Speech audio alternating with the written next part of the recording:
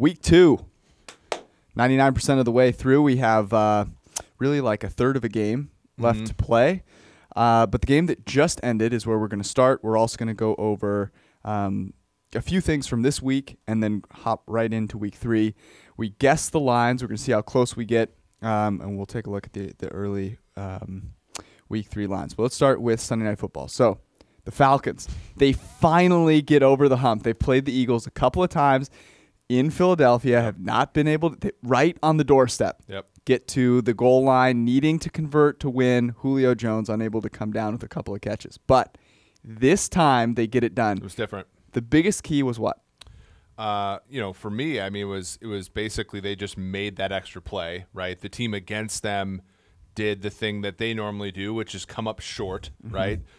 Both teams. So, like the Eagles were very like uncharacteristically turnover prone early. We saw the 2 interceptions by Desmond Trufant. We saw pressure all over Carson Wentz all day. We saw injuries on the Eagles. Those are always things that happen to the Falcons, right? Like cluster injuries all around the field. Not making a play, having the other team convert 4th downs against you.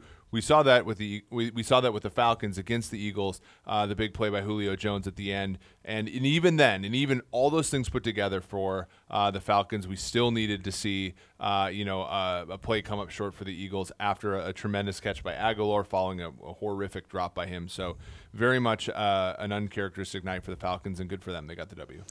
To me, this was Dan Quinn finally getting over the hump. He has been not the most savvy when it comes to 4th down decisions, but he made a great 4th down decision here when it was not clear to the whole world that he should have gone for it. 4th and 3 at about midfield. That is a no-brainer situation in that case. Gives you a much better chance of winning if you go for it than if you decide to punt it away. Even though if you punt it away, you could have gotten the ball back. But that was a tremendous move by Dan Quinn. Obviously paid off with a touchdown, but even if you just convert there, puts you in a much better state, about 50% to win if you convert that. And if you punt it away, you're about 1/5. So a huge move by Dan Quinn, and I thought it was interesting. Usually we see Matt Ryan play well and they lose. Matt Ryan played pretty poorly, but was picked up by his playmakers, Julio Jones and Calvin Ridley, who I think 8 catches on 10 targets, close to a 150 passer rating. When targeted, abused Ronald Darby a couple of times. It was nice to see Matt Ryan finally get picked up by his playmakers. Yeah, and you look at the other side of the ball too. Like the fact is the Falcons' defense did a lot of the things that the Eagles' defense likes to do. Like Takk McKinley, you're talking about him. He had 10 total pressures. Basically, was the best defensive lineman on the field. On a field that includes Fletcher Cox, right? So very impressive there. I thought that the Falcons did a pretty good job tackling, right? They only missed 5 tackles the entire night. So after a season in which Atlanta fell short because of not what you said, which is Matt Ryan playing well and everybody else letting him down, tonight it was very much the Falcons defense doing mostly what they needed to here, picking up Matt Ryan, and then as we saw on Sunday Night Football, the broadcast, it was a great check for Matt Ryan into that screen. We saw Jake Matthews, who had been poor all night, make a really good block, and then Julio Jones did what Julio Jones is wont to do. Deion Jones was back, played this whole game, was terrific. I believe only allowed 1 reception, and that was to Aguilar early on in the game. So a real total team / coaching effort by the Falcons finally gets it done. Doug Peterson was still excellent in defeat. Carson Wentz. Are you worried about Carson Wentz? I'm not actually, and it's so interesting how close these games are, right? Because if Carson Wentz gets that 2-point conversion right early in the game, that the last drive by the Eagles is somewhere between a 1 and 3 point deficit, because obviously Atlanta would have gone for 2 there. And it just shows that Peter and it didn't work, right? Obviously Wentz's knee was down, but it just shows you Peterson more often than not puts his team in position to not have to do what they did tonight, which is do everything for a win. And in the long run, that will help his team. I'm not concerned about Wentz. I'm not concerned about the Eagles. I think in that division they do have a pretty fair opponent in Dallas, but we really haven't seen Dallas play anybody. I think the Eagles will still be the favorite in that division. I'm officially not worried. I'm just happy the Falcons aren't dead after 2 weeks. All right. I want to offer an apology to you, to the fans, the 5 of them that are out there. I thought our performance on last week's After Sunday Night Football podcast was disgraceful. I thought it was preseason worthy. I thought it was all over the place. I thought we rambled. It was too long. Wasn't very good. So we're bringing our A game here, and we're going to make sure that this podcast. Well, to be fair, week 1 of the NFL season is mostly preseason for half these teams anyway. So, but I expect better of us. Point taken, and yeah, it was mostly me. We're bringing more energy tonight. It was mostly me. I was dead. But we are going to bring it back to life. And one of the ways we're going to bring it back to life is we are going to structure this a little bit more. A lot of people were very mad at how unstructured it was. So week 2 now, we tried not to overreact to week 1.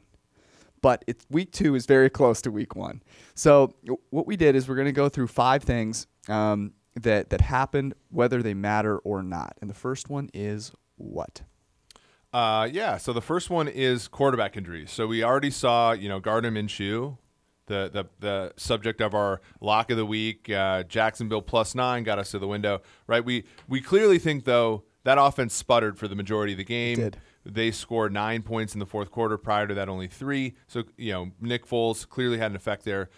It looks like Big Ben might be out several weeks with an elbow injury. You never like to see a quarterback. You hate to see it. You hate to see athletes that throw the ball get hurt with their elbows or knees when they're not hit, right? And we saw that with Big Ben. And then Drew Brees, it sounds like there's a thumb injury there. He bowed out relatively early in that game. Teddy Bridgewater was kind of like meh in his first extended stay as the Saints quarterback. So the first one is quarterback injuries, and I think both of us will agree they definitely matter. They matter, yeah. Okay, real quick though, if you're going to rank these 3 that you mentioned, which one matters most? Well, interestingly, I think it's Big Ben, and it's mostly because I think that division is a lot better than the NFC South will end up being. Interesting. The reason you think that is because you like Teddy Bridgewater. No. And I'm here to tell you that he is terrible, and that it is a huge deal for the Saints. Sure, absolutely. That Drew Brees is out. They are destroyed without him. Teddy Bridgewater is bad. Taysom Hill probably should be playing quarterback. Mason Rudolph. This is a place where we fundamentally disagree. I mean, he's bad. Did you watch the game? He's terrible. Terrible. He's horrid. We probably need to make fluttering throws that are still twirling up in the air. This is probably a subject Looks for like the he's punting when he throws Thursday podcast. But we're gonna come up with a wager that I think is fair at some point about the fate of the Saints without Bridgewater. Number of games that Teddy can surpass 100 passing yards. Once we know the full scope of how long Bridgewater's playing and everything, you and I will place a wager. I'm not saying that he played well. I'm not saying he's a top half of the league starting quarterback. I'm not saying any of those things. What I'm saying here is I think when you look at the AFC North, you have a team in Baltimore who's already 2-0. Granted, they haven't played anybody yet. But they have a good defense. They have a quarterback whose environment is clearly being built for him. You have the Browns who, subject to tomorrow night, will probably be in the mix. And you have a Bengals team that, despite being drilled by your 49ers this weekend, I don't think they're a cupcake either. Well, it's because the 49ers are great. The 49ers are great. And so I think the Steelers being 0-2 right now and in that division, I think the Big Ben loss is far bigger than the Saints, who are 1-1, who have a pretty good and talented defense and a bunch of good skill position players and a great coach. In an NFC South where the best team right now is 1-1. I think that's more my point than Bridgewater over Rudolph. Well, the Saints aren't beating the Falcons with Teddy Bridgewater, I'll tell you. I'm sorry. The Falcons are more than capable of beating themselves, no matter who the quarterback is on the other side. If you see a Teddy Bridgewater bandwagon rolling down the street in your city, I'm the only one. You know who's the only one in it. Driver of that. Teddy Bridgewater Island.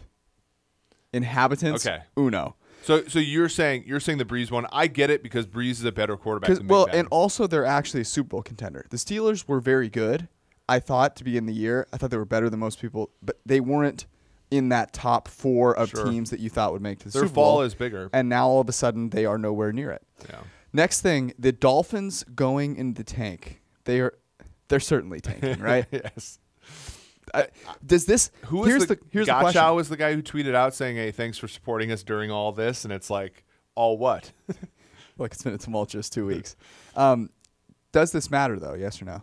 Well, I think it does. So there are these situations that present themselves in sports like this that are singular, right? So you look at like our historical data of spreads, and there are like these teams that produce these outliers. The 07 Patriots being like 17-point favorites or more, like in half their games, right? It just presents a challenge because you're going to fade that pick almost all the time, and who knows, right? Like there's a different set of circumstances when there's just an outlier situation here. The Dolphins are going to be multiple touchdown underdogs in a lot of their games, again this week probably against Dallas. And, you know, everybody's talking about, are you even a sharp if you're not on the Dolphins this week, et cetera, et cetera. And I think like the fact that the Dolphins may not be trying to win, it presents a circumstance that matters if you're in our, you know, situation. Yeah, I actually, that's a really good point that I didn't think about, which is you like to see these huge spreads because it helps you learn some things. I also think it probably matters because there are a few lucky teams that get to play them, and they basically get a week off. And that's the real argument for tanking or against tanking, is that you just get a free win and some other team actually has to battle through. And I should mention you're playing hurt here. Oh, yeah. I mean, I accidentally picked a stab. You were attacked by. Yeah. Oh, I was going to say that you were attacked by someone outside. But that's a good point. And the fact that the Dolphins were, you think about this, the Dolphins were a second-place team in their division last year. Incredible. So they get a second place. Now, it's only 2 games. But at the same time, like, you're absolutely right. The teams that get to play the Dolphins are getting, a little bit of an advantage over the teams that don't get to play the Dolphins. And again, I just don't know. Like, we don't have. Like, there's going to be a game where an average team has a double-digit favorite against the Dolphins, and we've just never seen that in our data. And it's going to be, I think, it's going to be interesting. Something to learn from. I was going to say how many times does Josh Rosen play this year, by the way? He should be playing the whole. Right. But how many times is he going to be a backup quarterback? I'd be surprised if we don't see him next week. Okay. Is he going to be a backup quarterback who's not a holder who plays all 16 games? We'll find out. Wow, I had something to say, and it just totally escaped me, so we're going to move on. Demarcus Robinson goes for over 170 yards. Tyreek Hill is missing in Kansas City, and yet they were able to play one quarter and beat the Raiders, right? They only scored in one quarter. Imagine and if you had the 18. over in that game, and they don't score a single point in the second half. You're watching the second quarter. So you watch the first quarter, you're in panic. Right. What is happening? You watch the second quarter, your pants are off. Yeah. And you're having you're euphoric, and then all of a sudden, John Gruden's like, imagine if you had enough of this. I've seen enough. Imagine if you had so Oakland was +9 early in the week, and it got all bet down all the way to 6.5. I saw this morning. Imagine if you had the Oakland side, first quarter loving it, second quarter hating it, and then if you told somebody at halftime, look, if the Chiefs aren't going to score again, you're like, oh, the back door is wide open here, and they still don't. They don't score in the second half. They don't score in the last 3 quarters against the Chiefs defense. So you think this matters, and I want you to explain your reasoning. So Demarcus Robinson came to play today, and he was great. But the thing about it is, to me, what matters is that the Chiefs over and over and over again have found ways to perform offensively without players. They don't have to play the same cards every week. Travis Kelce doesn't have to have a big game for the Chiefs offense to do well. That was the case a lot of times with Alex Smith being the quarterback. Sammy Watkins last week was amazing. He had under 50 yards today. Demarcus Robinson picks up. So the question is I think it matters in the sense that, like, we've seen repeatedly that the Chiefs can, in a very diverse way, come up with a way to produce offense. And I think that matters because they are, now that the Saints are out of the picture, they're a top 3 team to make the Super Bowl, even a top 2 if them in New England with the NFC being kind of down. And I think that matters. Okay, counterpoint. It was the Raiders, and it doesn't matter. So I agree with you to a certain extent. But think about this. The Chiefs, to make that leap, it doesn't matter if they beat the Raiders because they're not going to be playing the Raiders. They have to beat the Patriots.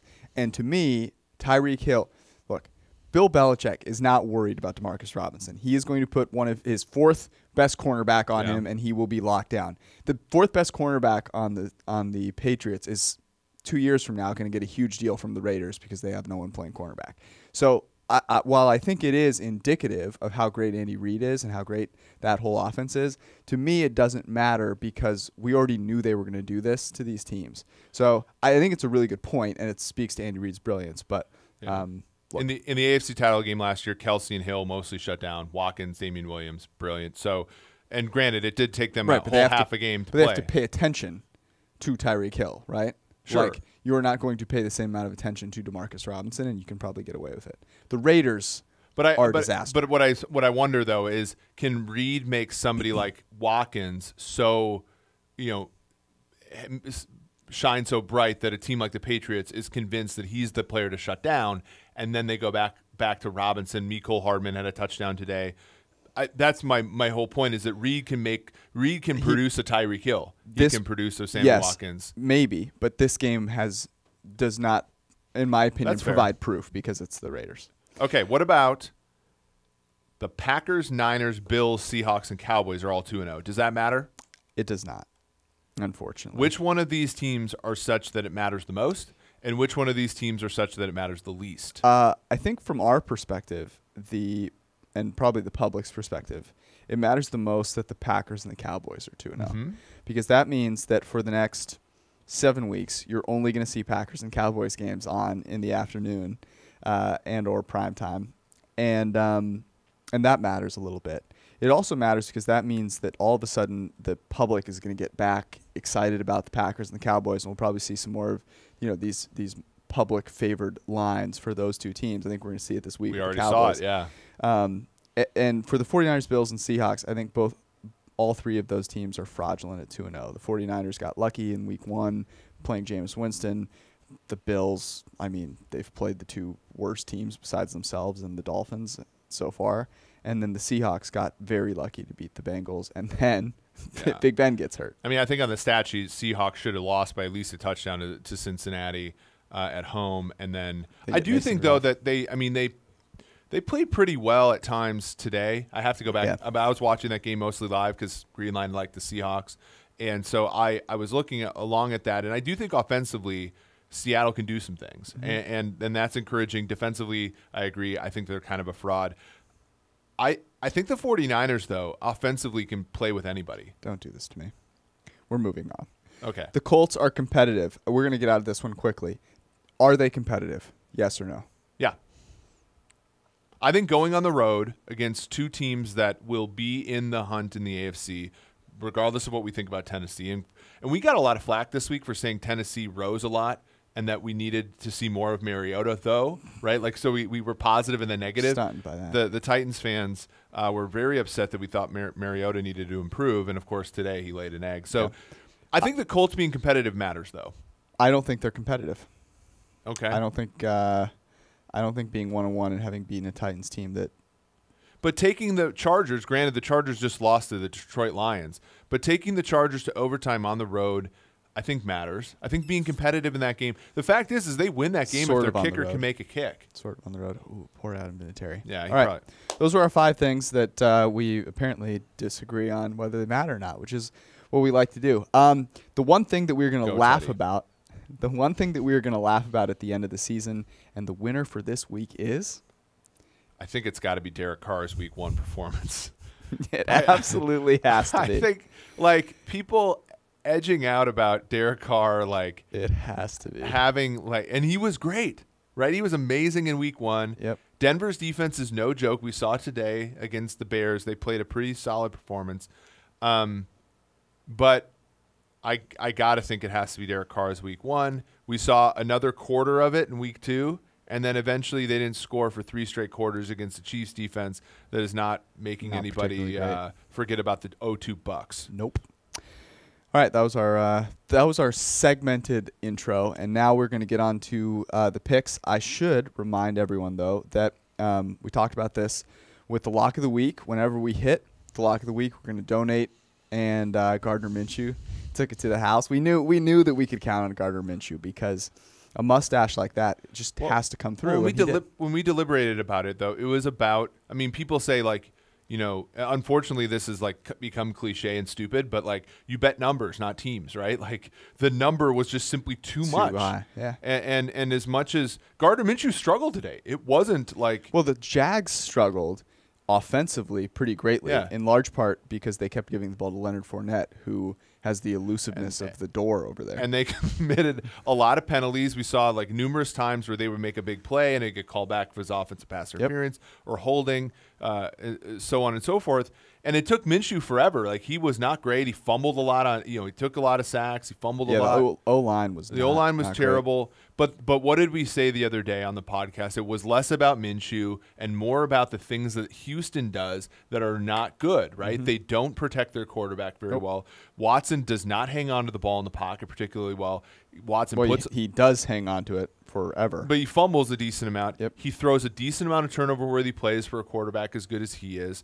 And with A.J. Bouye out, it was a little bit difficult, but we did say Jalen Ramsey is one of the best young corners in the NFL. He should have had a pick six. And he played very well. He played very well. And all those things came to fruition. We ended up getting a cover. We're geniuses. We almost got the straight up win. I mean, you nicknamed him Laramie Turnstile. Yeah. And I think he got injured in this game. But really, Deshaun Watson's issue is that he's continually under pressure. He was under pressure more often than he was kept clean. 19 plays under pressure, 16 plays without. And when he was under pressure, he was sacked 4 times. And when he threw the ball, he averaged 2.8 yards per attempt. You are not going to win games like that. So as great as Deshaun Watson is, that is just not going to be a method by which they will win football games. Gardner Minshew was gutsy. He had heart, grit. Everything. Doug Marrone as well. It was funny. The one time Bill O'Brien went for it on 4th and 1. It was about to screw us. He was going to screw us over. But they pulled it out as 9-point underdogs. And so for that, I will be donating to Children's Cancer Research. I'll tweet it out so you guys can donate as well. We're going to do this tomorrow. I've set a reminder. International Justice Mission for me. Josh Allen, first-round pick out of Kentucky. He's been great. 6 pressures in the game. Very good job. So Jacksonville defense took us back to 2017. All right, you ready to get into week 3? Let's start with Tennessee at Jacksonville. You said this line would be what? I said it would be Jacksonville plus 3.5. Wow. Was my guess prior to the week. So, prior to the games happening. So we guessed these all prior to the games happening. I said it would be a pick. So you must have had better foresight because obviously going into the noon games, right? Tennessee had just come off an impressive victory. So both of us are baking in kind of what we think will happen in these games, right? And I thought Tennessee would have a better showing against Indy. I actually thought Jacksonville was going to struggle a little bit more than they did. And so we see this overreaction here we see the number here. Jacksonville is only 1.5-point underdogs. And however, it's juiced a little bit towards Tennessee. So it's kind of like a -2 here in Tennessee. We get this game is played every single year on Thursday night, but we get Tennessee at Jacksonville. I think this is a little short in Tennessee's favor, frankly. So we go from backing Jaguars +9 to thinking +1.5 is too small. I can't possibly be asked to bet on Marcus Mariota on the road. I'm just going to throw that out there. I just don't think he's very good. I don't think that offense is very good. It's going to be really hot and humid, I'm guessing, because it's Jacksonville. Gardner Minshew is the back at home getting points. Disagree with me? I can't. I can't. No. Here's the question. The total at 40.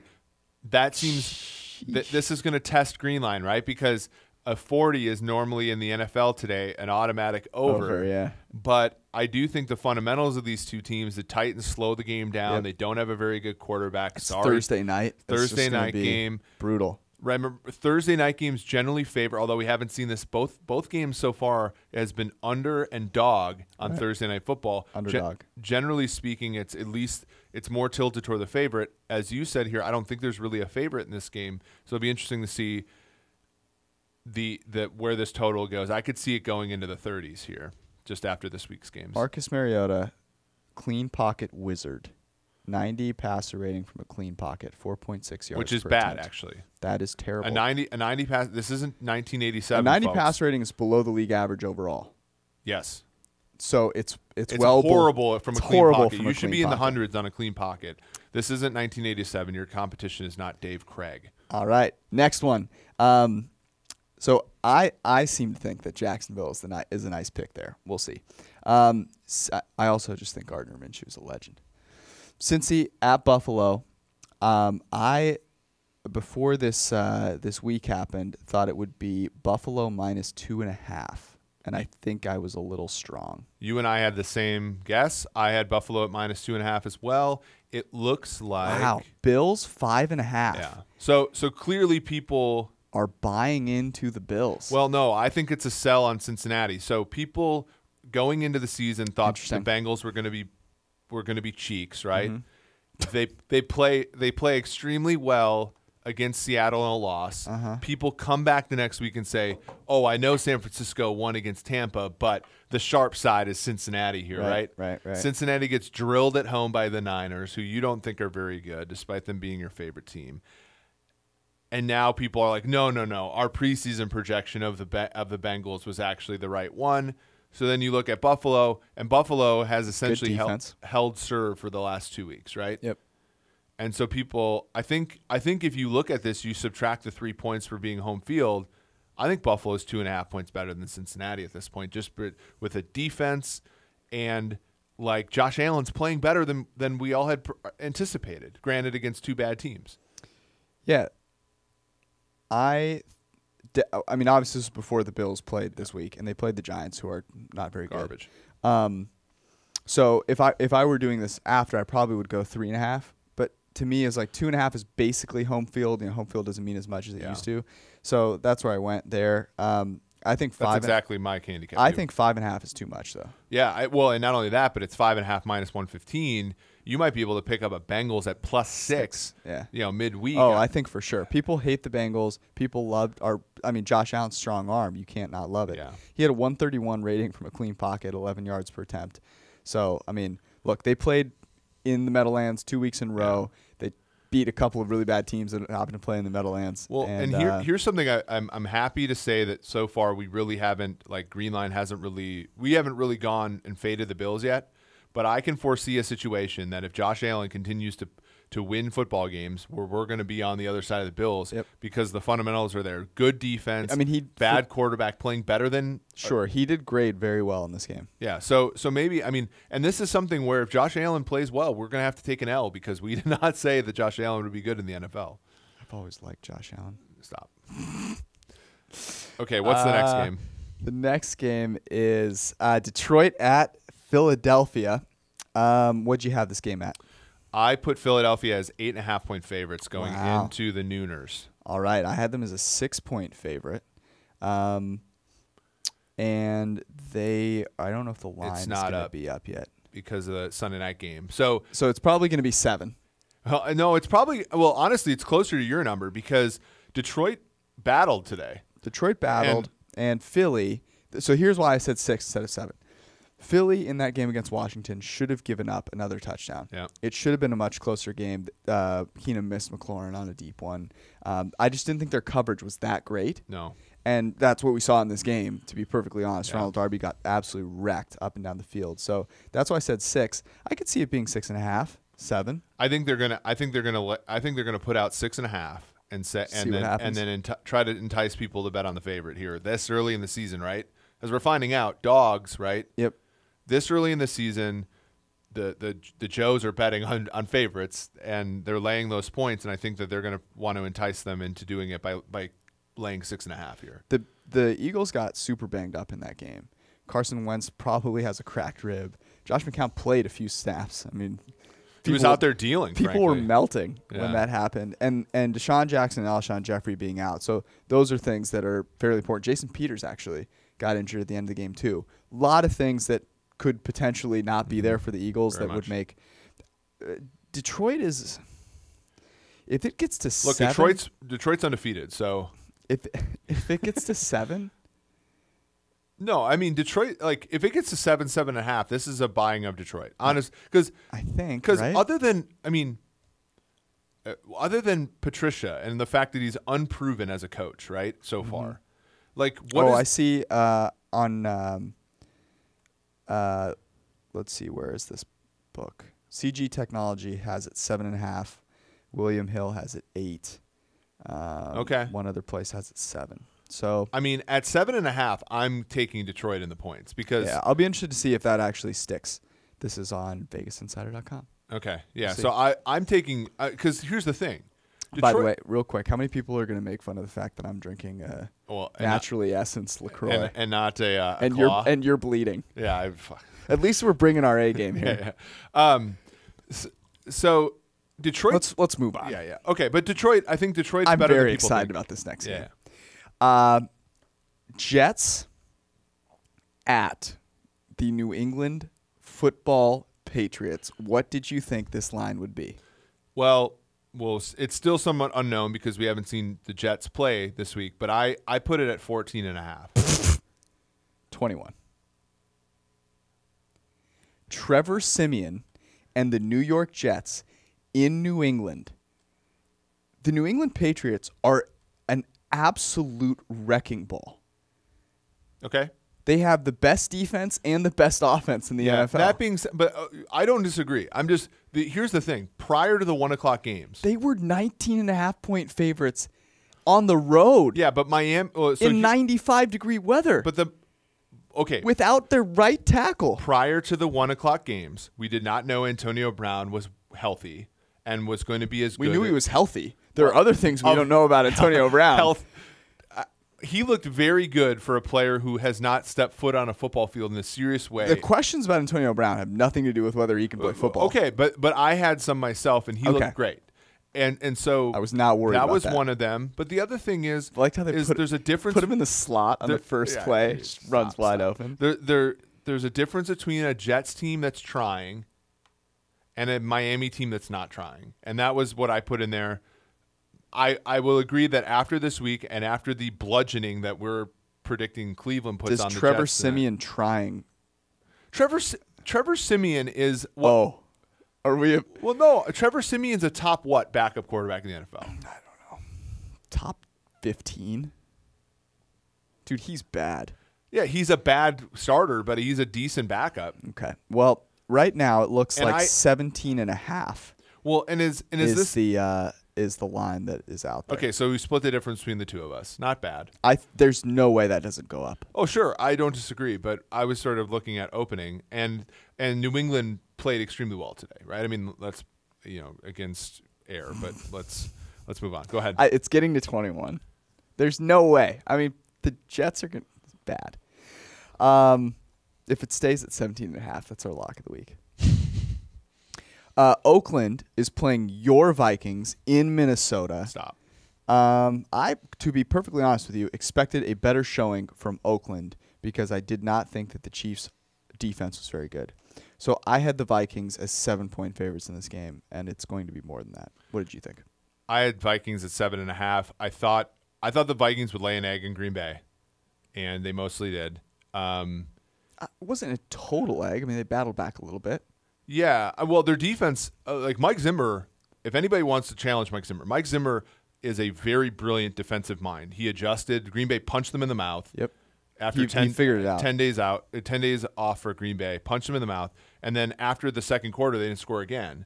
But Kirk, I mean, you take away the long touchdown run by Dalvin Cook, you take away the 60-yard catch by Chad Beebe. Dude, Kirk. Offense was atrocious today. Kirk was really bad. Yeah, dude, he was brutal and really bad. But here's the thing: you know what his pass rating was from a clean pocket? 0. 39.3. So you just spiking the ball would be better than that. Okay, Yep. Here's the thing: this is the type of team though that Mike Zimmer and Kirk Cousins beat up on. This is like Cardinals last year, Jets last year, these Dolphins last year. This is not Derek Carr woefully unprepared for Mike Zimmer's defense. He's played the Broncos, who were just like in a haze, and then the Chiefs. So but it looks like we're spot on here. Vikings are 7.5, which I would say if the Vikings are 7.5, you take Vikings or nothing at all. Ooh. Yeah, there's no way I can beat Derek Carr on the road. I gotta be real with you. That was a fun game to talk about. Also, the pass interference reared its ugly head in that game, right? That Stephon Diggs touchdown. This is what Terry was talking about at the beginning of the season. He was like, look, The ways that this is going to actually affect the game are People not don't. what you think. It's going to be these annoying components of pass interference that no one thinks about, and there it was. This is the game of the week. Yes, it certainly is. Baltimore at Kansas City, rematch of really one of the better games that we watched. I think there's a lot of evidence to show that Lamar Jackson is better than the quarterback that played in that game last year in Kansas City. We all remember the Mahomes just prayer from heaven that he connected with Tyreek Hill on, was it 4th and like 20? 10. I mean, but it was just an amazing play. Yeah. It was insane. Okay, so what did you have this game at? What did you think it would be? I had Kansas City minus 6.5. Ooh, I said 4.5. That's not where I would put it. That's where I thought it would be, I think, was what I was going with. Yeah. Because I believe that the Baltimore love is very real, and it appears that it is 6.5. Kansas City. I think I texted a friend who's a Chiefs fan, and I said, I don't know, because that number again, the Oakland kept getting bet down, right? And I didn't see it. I was like, I think Kansas City's gonna drill Oakland, so I didn't see this whole like adjustment thing, right?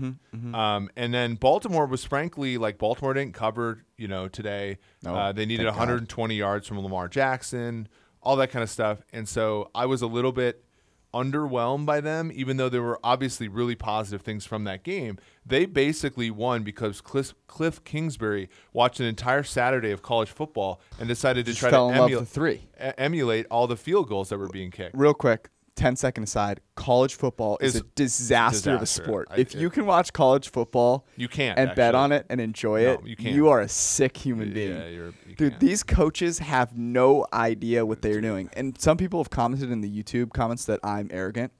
No. These college football coaches are mind-dumbingly ignorant to everything that we know mathematically now in the universe. It's 2019. Pointing out, and this is an aside to back you up because you're my friend and I need to. Having the truth and telling people is not arrogance. It's having the truth and telling people. I don't think you're a jerk about it. I don't think neither one of us are jerks about it. There's no arrogance there, but people often act that way when they're confronted with something that's different than what they believe, and then that's like one of the immediate plays, like, oh, you're just a jerk, you're arrogant. Well, that Pittsburgh coach, I mean, look, listen, awful, if you want to kick a field goal, you're a 17-point underdog, you're inside the 10-yard line, you're down by one touchdown, and you kick and of course, if you ever want proof that the football gods exist, the fact that kicker, like my 6-year-old daughter could have kicked the ball better than that guy. Kicker looked like me on the first tee after just 2 years of not playing golf. And then he backs it up. He's like, "Oh, you need 2 scores anyway." Dude, I mean, that's arrogance. Anyways, that's arrogance. Kingsbury, they could have won this game. They should have, if he just realized that they're 13-point underdogs. He had, I believe, 3 fourth downs, either 1 or 3 yards to go. I mean, inside the 5, and he managed to get a whole 9 points. Which, in case you're at home and you're a college football coach and you can't do a multiplication or addition, let me help you out here. Touchdowns are worth 7. Field goals are worth 3. That's less than half of 7. You're welcome. You could go for fourth downs in all those situations and go and be 50-50 at them and still do better than break right, even. But you can't break 3. Yeah, that's true. That's true. And who knows if we'll ever get down here again. So we got to get those 3 points. Oh, my Lord. It's brutal. All right. So if it's 6.5, you have to go one side of this game. I'm going Baltimore if it's 6.5, honestly. Like I love the Chiefs and they cover spreads like unreal. But they present the same issues they presented Baltimore last year, Kansas City last year, which is running the football with Lamar Jackson and then also his ability to throw, which is far enhanced from last season. And I just think Kansas City is just such a sieve sometimes defensively that it's just going to be difficult for Kansas City to get out ahead. Now, if they get out ahead 14-0 and they stress Lamar Jackson in ways that other teams so far this season haven't, or even last season haven't, then I think Kansas City might have a shot to cover here. But I think there's more sample, paths. Yeah, sample paths where Kansas City and Baltimore are close, in which case I'm going to field goal game. Yeah, I'm going to have to go with you there. The one caveat is who was hurt for the Ravens? I'm blanking on the name. Yeah. Corner, right? Oh, yeah, Jimmy Smith. Jimmy Smith. Yes, yes. So Anthony Averett got roasted. Brandon Carr was pretty good, but Anthony Averett got roasted. 6 receptions on 8 targets, 10.4 average, 107 passer rating allowed by the likes of Christian Kirk and Damiere Byrd. So Pat Mahomes has a few more weapons, a little bit better than Kyler Murray at this point. At home, Andy Reid. If the Ravens defense is not at full strength, I can't imagine not taking the Chiefs. Well, here's a sneaky thing though. Austin Ryder today was brutal at center, and Eric Fisher only played 4 snaps because he got hurt in practice. They went with Cameron Irving, That's a good point. who actually didn't give up any pressure today, but is generally bad. And last year, all Baltimore really did was just play man coverage and blitz Mahomes all the time, and we saw the positives and negatives from it. Should have won, and they should have won the game. game. And I think that's probably going to be the situation they employ here. Here's very quick. Who has improved more from last season, Lamar Jackson or Pat Mahomes? Just say one name. Lamar. Yeah, it's close though. All right, Mahomes standing in the pocket now that he's hurt is sort of telling. Yeah, man. If the Ravens defense is at full strength, 6.5 though, I'm with you. Atlanta at Indy. I said this would be Indy +1. I have the same exact line as you. What is it here? Are we gonna find one? I'm gonna hit refresh here. This is the podcasting content that you have tuned in for. You need. Yes. Indy -2. Okay. Come on. Well, which only means one thing. It means that we're going to be on the Falcons, and the Colts are going to be 2-1, and we're going to be asking. This is how it happens. This is how it happens. The one time we say we can't back the Falcons, they get a little bit of luck. Carson Wentz breaks 3 ribs. Now they're going to come back to Indy, and Jacoby Brissett's going to have the. So can we change what the lock of the week is? The lock of the week is that we are going to be on the Falcons +2. They are going to lose outright. Yes. And next week at this time, we're going to be asking, hey, look, the Colts have been competitive in 3 games. Now, does that matter, George? Yep, exactly. That's the lock of the week. Man. Darn. Well, this was even prior to the 1 o'clock game. So we thought, okay, Indy would probably lose by 3 or so against Tennessee. And Atlanta would keep it close, but ultimately lose against Philly, which almost happened. And I guess Indy beating Tennessee is more impressive than Atlanta at home beating a.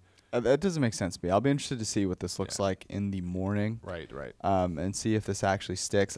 Was not impressed with Jacoby Brissett. He threw 1 pass more than 20 yards downfield, and it was incomplete. His throw to Hilton though was really nice for the game-winning touchdown. So true.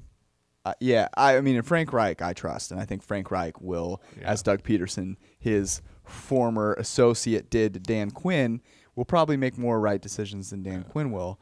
Although I'm encouraged. Dan Quinn now has some confirmation bias. Feedback. Finally, he is really feedback. So. To Dan Quinn's credit, he has suffered through a lot of negative feedback on the few correct decisions he's made, and it is hard. It is easy for us to sit in these chairs and say, nope, you should be robust to it and continue.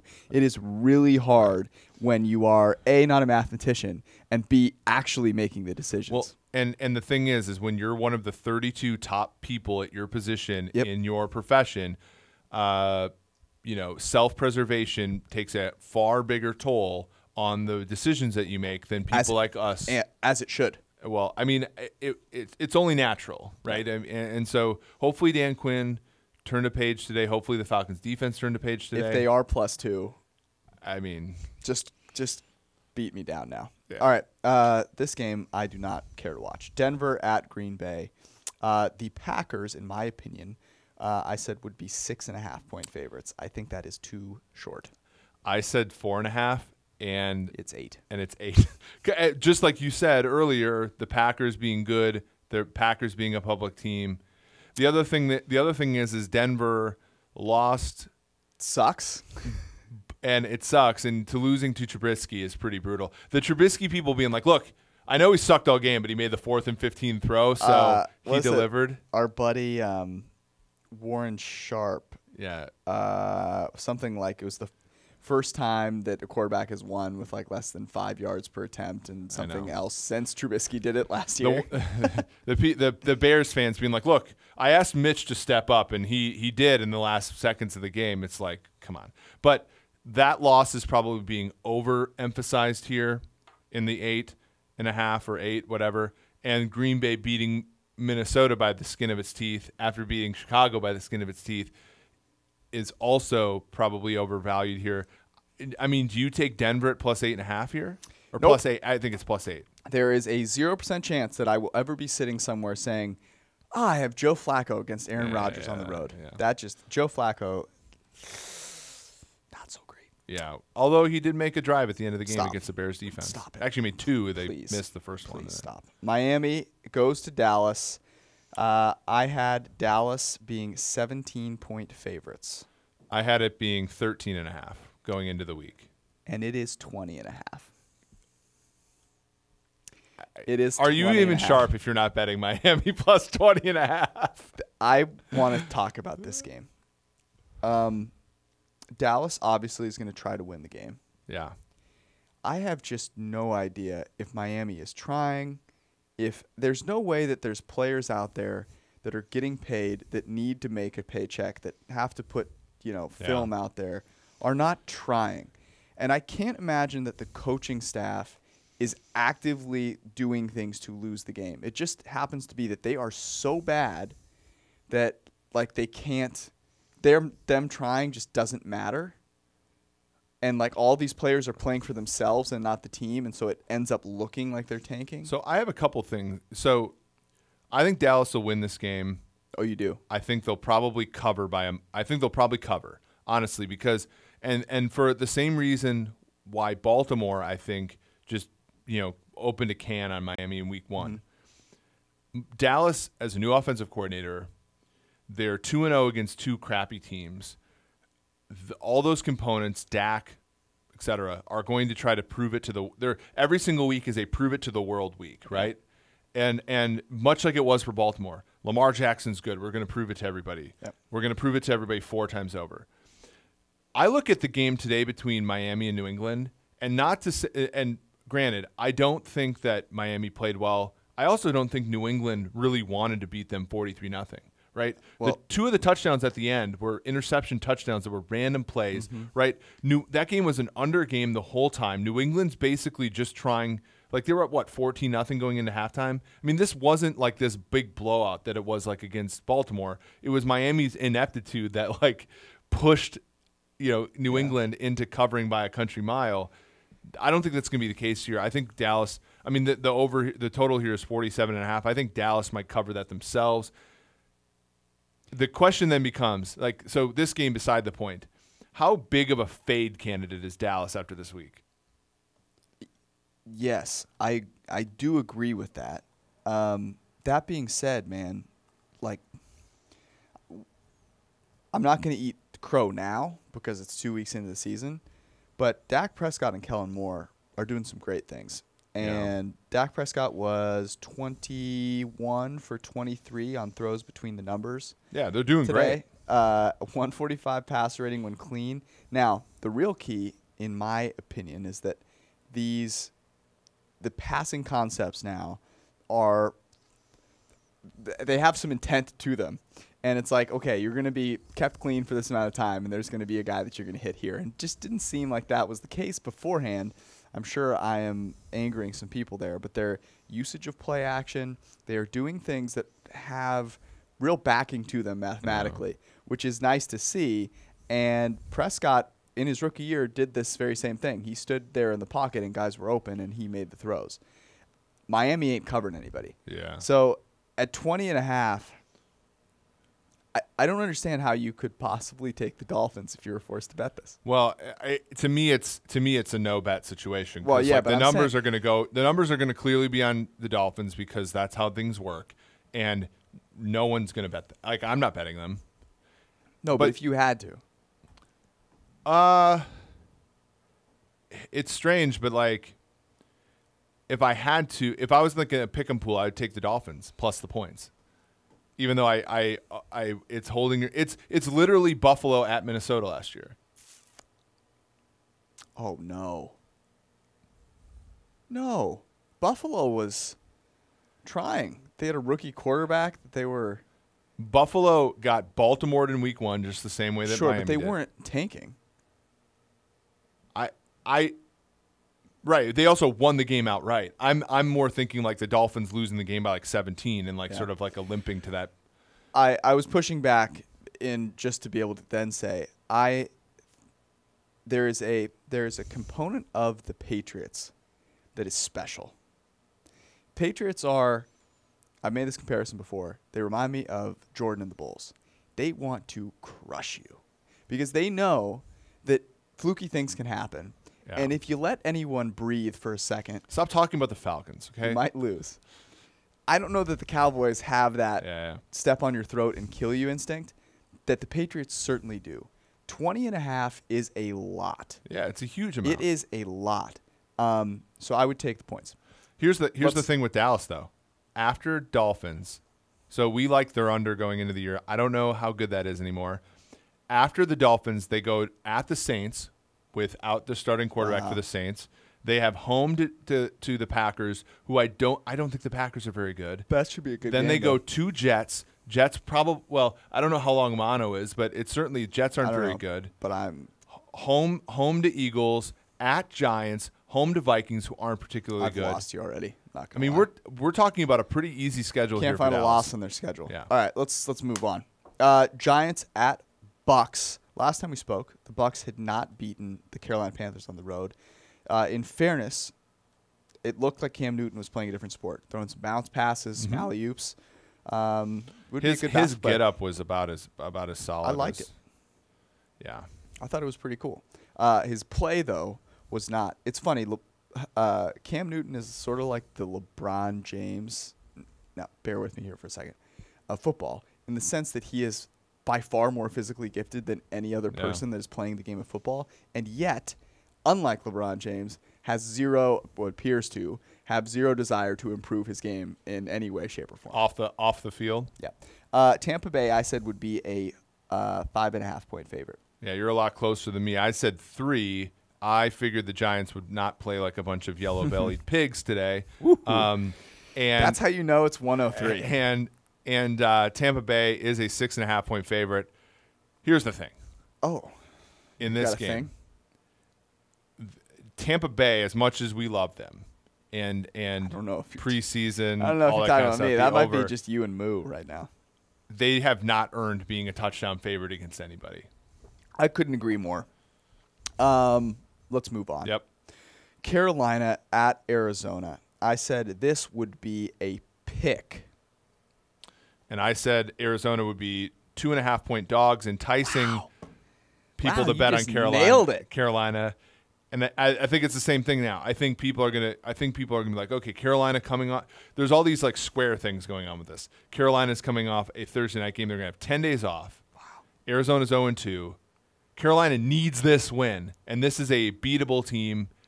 Why not just give them? Why not? What's 2.5 points? Right. Let's bet Carolina here. That's what I think that this line asks. I don't disagree with you. And I'm betting Arizona if that's the case. If it's 2.5, I would be.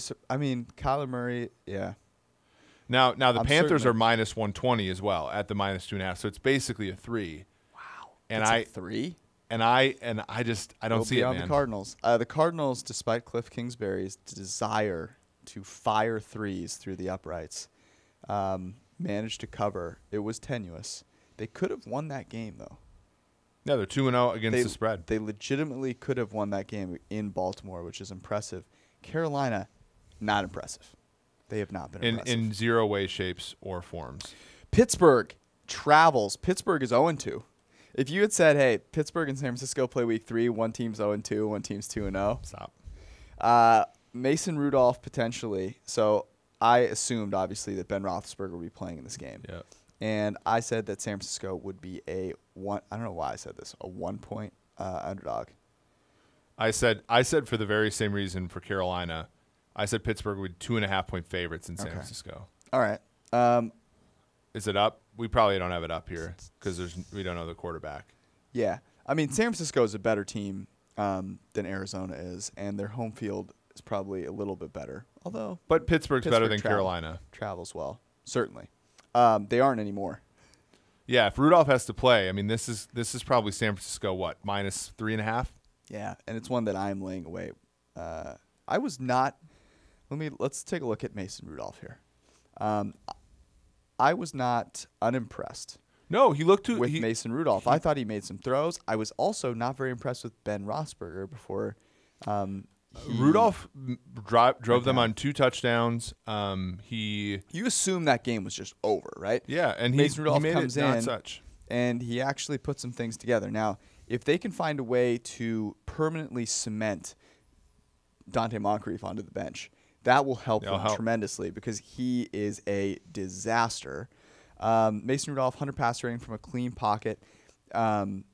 He made some good throws, right? I mean, I don't think we're expecting him to be a guy under pressure that is making plays. And we liked him coming out of Oklahoma State. He looked very good in the NFL throws, research, all that kind of stuff. He can get the deep ball down there, right? Yeah. He's not gonna. Doesn't seem like he's going to be the guy that has necessarily the zip. He's not Baker Mayfield, so he's not going to destroy you from 10-19. Yeah. But if you scheme some things open for him, he can get the ball downfield. Juju had a very nice game. Vance McDonald had a tremendous game. And the Niners are not exactly a team that can cover very well. No, James Washington is a guy that he obviously has a connection with. I think they had the most deep touchdown passes of any duo in college. And then Deontay Johnson made a nice play. So there is no way that I'm being suckered in to betting on my Niners. There's just no way that's happening. The only comeback is today, the Niners, Jimmy G. Tomorrow, the world.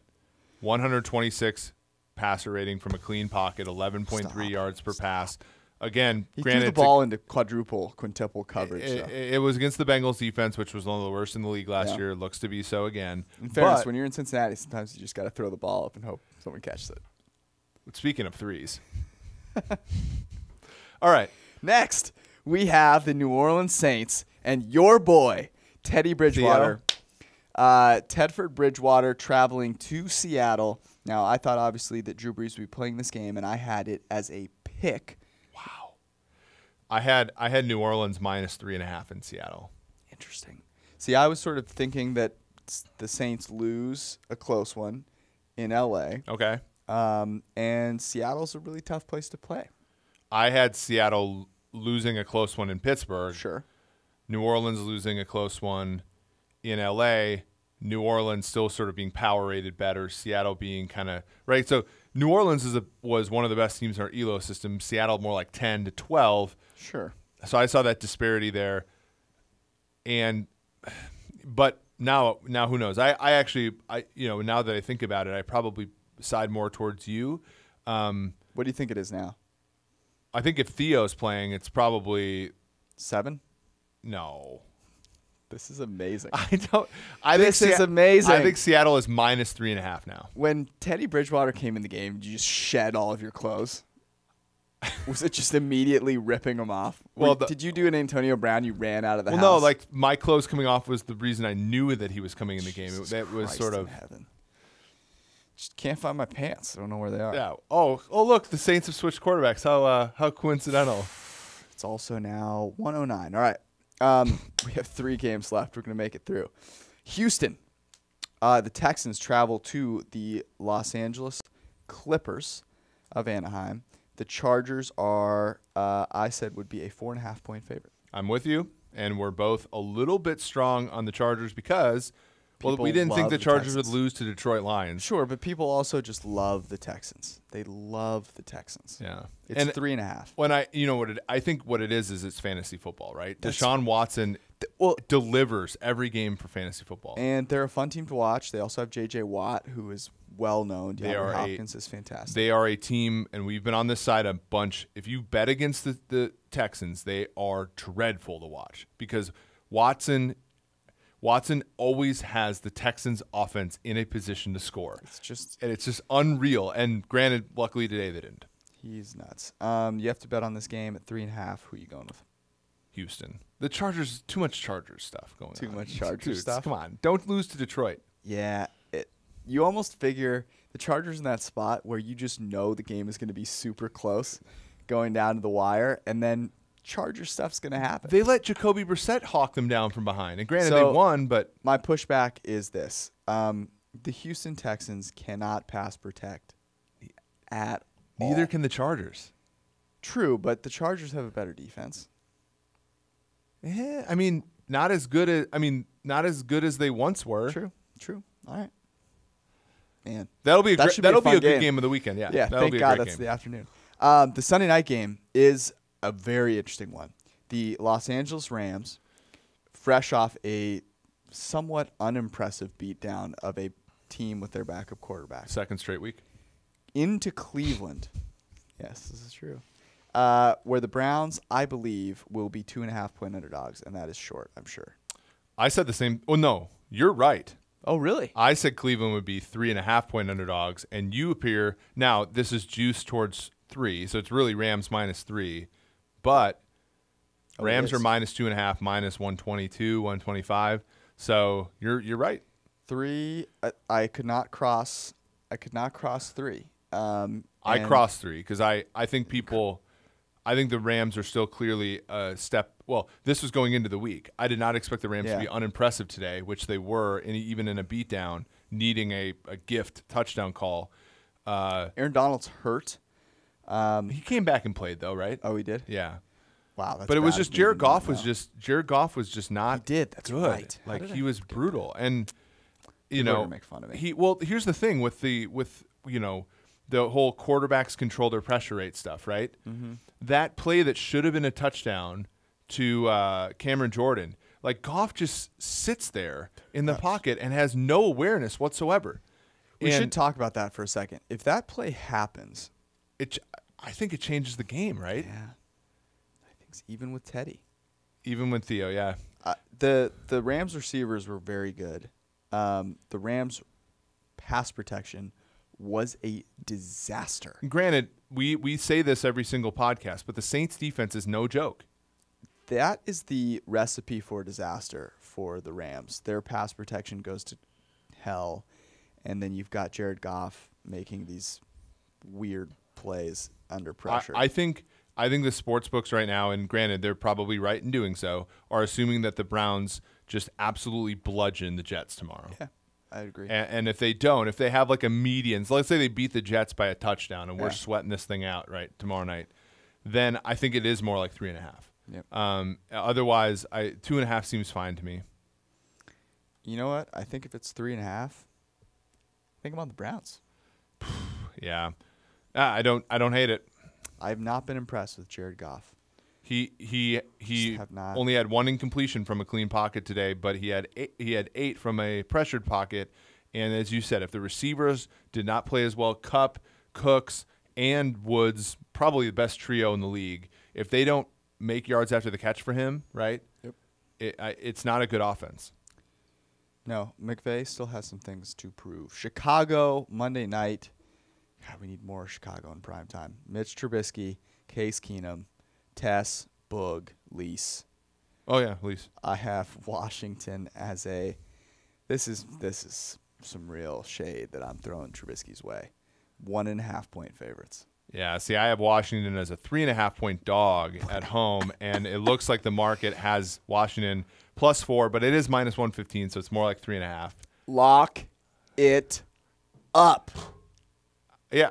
Here's the thing, Washington does not look like a good football team. No. But I'll tell you this much: You know who Case Keenum's a way better quarterback than You know Trubisky. who else doesn't look like a good football I team? don't The disagree. Bears, who barely beat Joe Flacco. Barely. No, Keenum, to me, Oh, you got that? yeah, Keenum today from a clean pocket was 20 of 27, 2 touchdowns, no interceptions. He didn't grade very well, but that offense I don't think is a complete disaster. I think Case Keenum is not a great quarterback, but he's better than Trubisky. He gives you a better chance to like score points. Chicago's defense has not been tested so far. They've played a bad Green Bay offense and a bad Look, Mitch Trubisky can draw a roughing the passer penalty with the best of them. Yeah. I don't know what you're talking about. 80.7 pass rating from clean pocket for young Mitchell Trubisky, who's currently in the process of planting his foot on that next step, which is what you love to see. It's in the air right now. It's hovering above the blades of grass. That's why it was 80.7 and not like 85. 5.2 yards per attempt from a clean pocket. Just stuff of absolute wizardry here. Was only under pressure 5 times. Was terrible under those in those plays as well. Completed 1 pass 10-plus yards downfield in his 7 attempts. So, yeah, I'm going to take the Redskins at home +4 on Monday night. Mitch between 10 and 19 yards this season is 3-4, carry the 2, 14 so far this season. That's tremendous. He is like he's in command of the offense. Here's the thing: was watching them in training camp, and he jogged out there with an aura. Jim McMahon said he believed in him, so I believed in him. Maserati, Ford Taurus, Mitch. But I say this Mazda, Mitch. I say this in all honesty. He's like a Miata. Trubisky, we were not high on Trubisky going into the season. He is worse than we thought he would be. The Mazda Miata, by the way, when I was growing up, was the car that every 50-year-old uncool dude that just got divorced drove and wore crappy sunglasses in. And you were like, wow, this is a bad look. But they thought they were killing it. Mitch Trubisky. I'm not going to run a victory lap, by the way. They have 1 win. They're doing exactly what we were afraid they would do, which is win games in spite of bad quarterback play. That is the Week 3 slate. Was this a better podcast than? I think so. I think we brought energy. It was a good day today too. I mean, you bled for us. I did. I picked a scab. I wore a real shirt instead of a dry fit, and I wore a PFF shirt. There you go. So, all right, guys. We'll be back on Thursday. Thank you for listening. Peace out. Thanks for watching the PFF YouTube channel. And if you want to subscribe, all you have to do is push the button. Don't forget everything you get. A little fantasy, push the button. A little green line for the gambling aspects of the game, push the button. College football, push the button. The YouTube channel from PFF.